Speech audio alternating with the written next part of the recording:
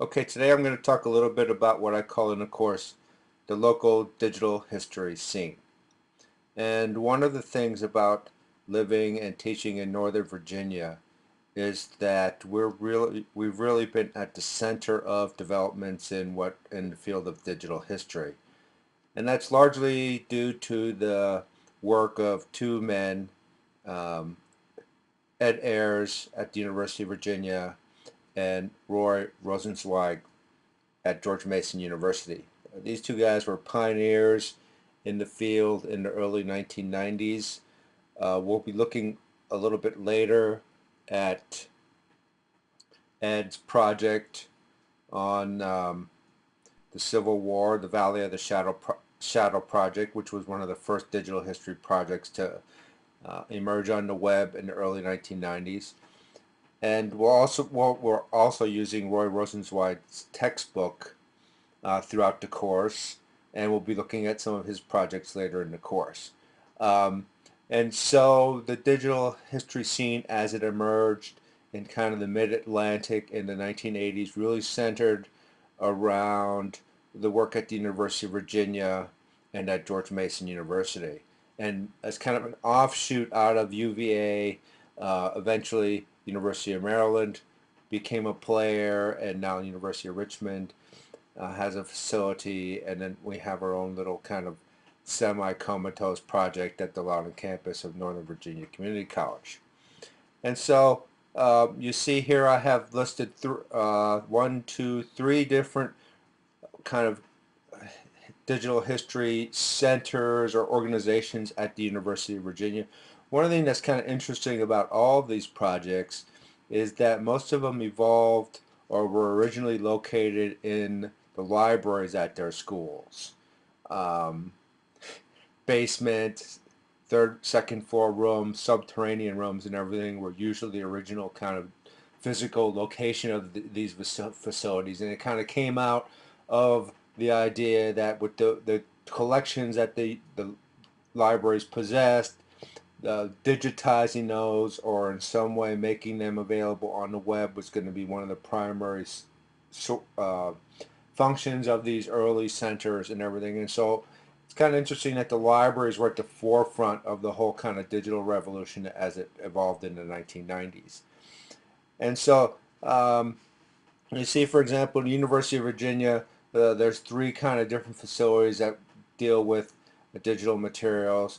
The earliest was the Virginia Center for Digital History, and this was Ed Ayers' original project there at UVA that was taken over by Will Thomas. Will Thomas is now at, I think, the University of Nebraska or somewhere out there and everything. And um, what the center has largely been focusing on recent years is kind of outreach to K-12 groups. And if you examine and look closely at some of their projects and everything, you'll see some interesting things. The Valley was the oldest one, and then they did the Jamestown.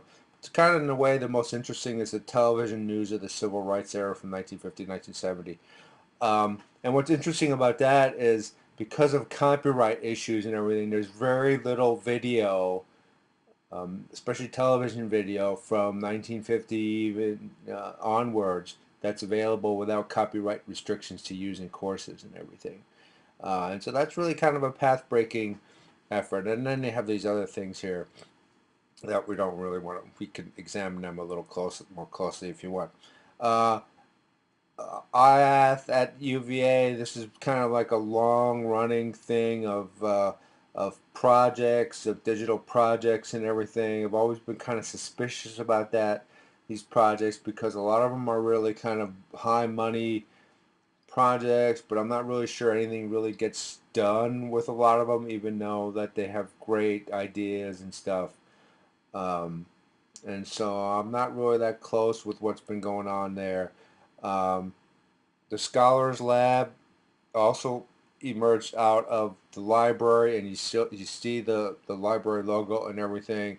And the Scholars Lab, I've talked with some of the people there and everything, and tried to follow what they're doing. Most of the Scholars Lab projects center really on digital tools.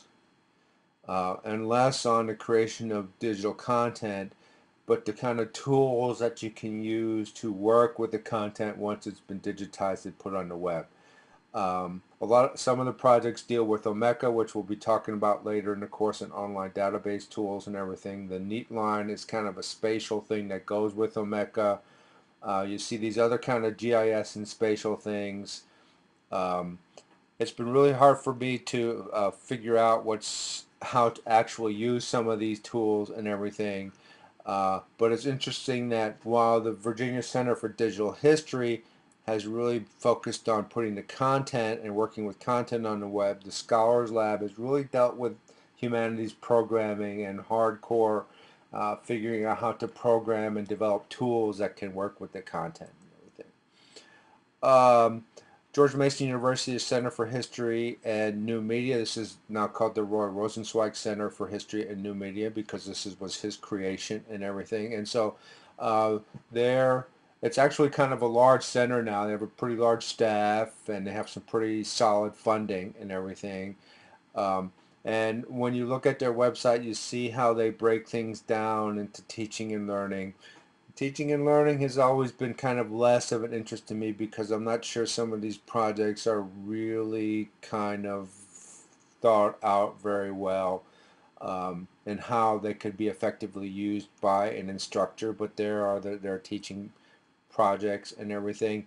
They're also producing tools, and we'll be talking about the two most important tools later in the course. Zotero, which is a kind of research notes manager that ties in with the Firefox browser. And so what it allows you to do basically is organize your notes, and particularly your bibliographic and research references, so that when you actually write something up, it's really easy to put into package. And Omeka will be actually working with this later in the course. This is an online database application. I've used it a bunch of times and everything. It's a little tricky to figure out how to customize it and everything, but it's easy to set up and it's really easy to use and it's really effective at collecting it, at making an online collection. And then collecting and exhibiting. These are some of the projects that have been done with the Omeka. The most kind of famous were the September 11th Digital Archive and the Hurricane Digital Memory Bank, which both allowed people to submit materials into the archive that were then gathered together.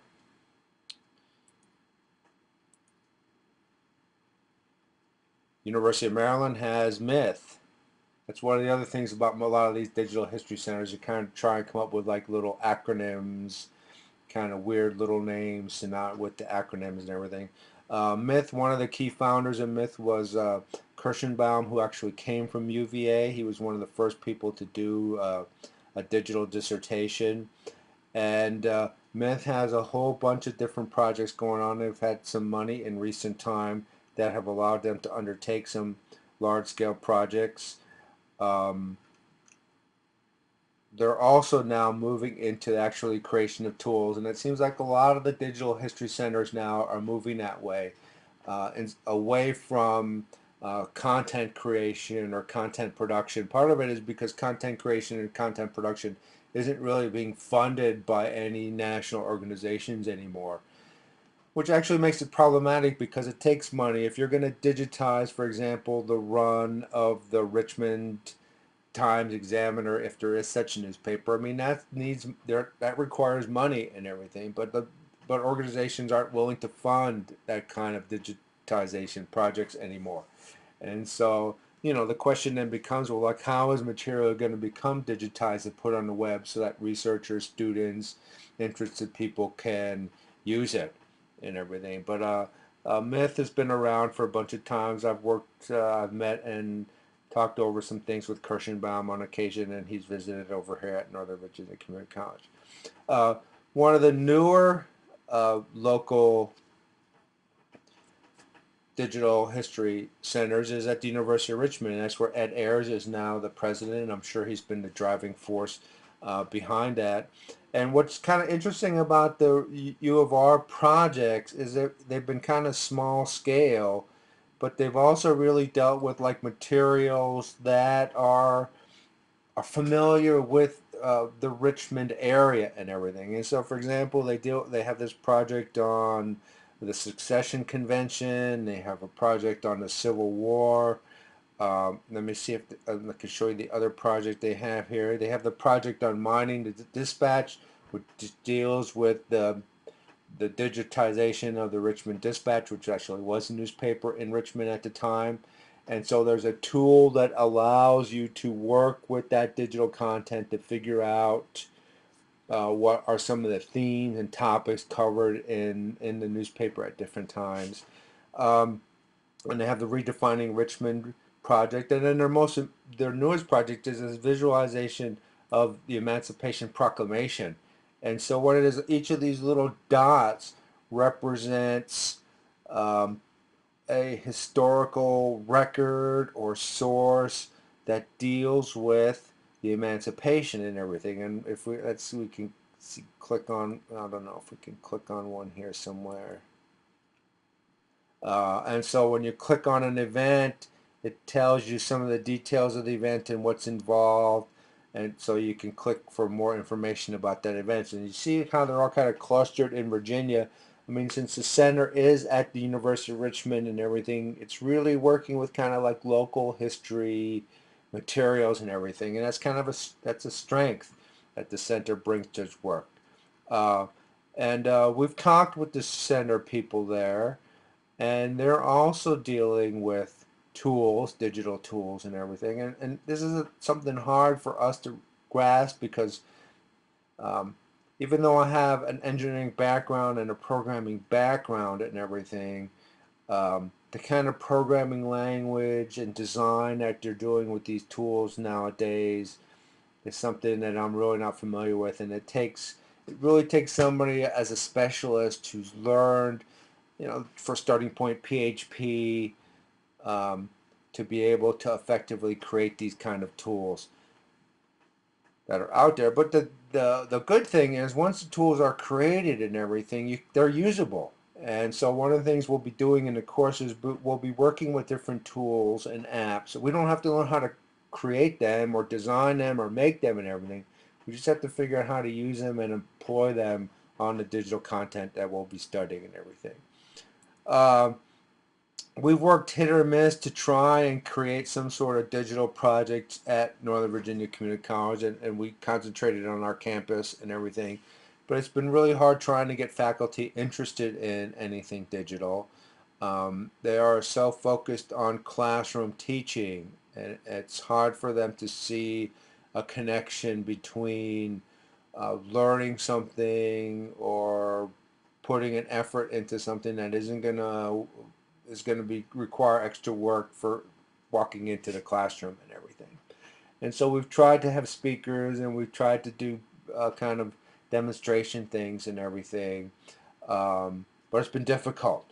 And it's just a lot of suspicion out there, and a lot of people just don't want to put into the work of what's going on and everything. And so that's kind of like an overview of the digital scene here. And like I've said before, the Middle Atlantic, really Virginia and Maryland, have been at the center of developments in the digital world. The kind of tools and projects that have been created have really been cutting edge. And so when you look at the United States, there's a lot of digital centers out there now.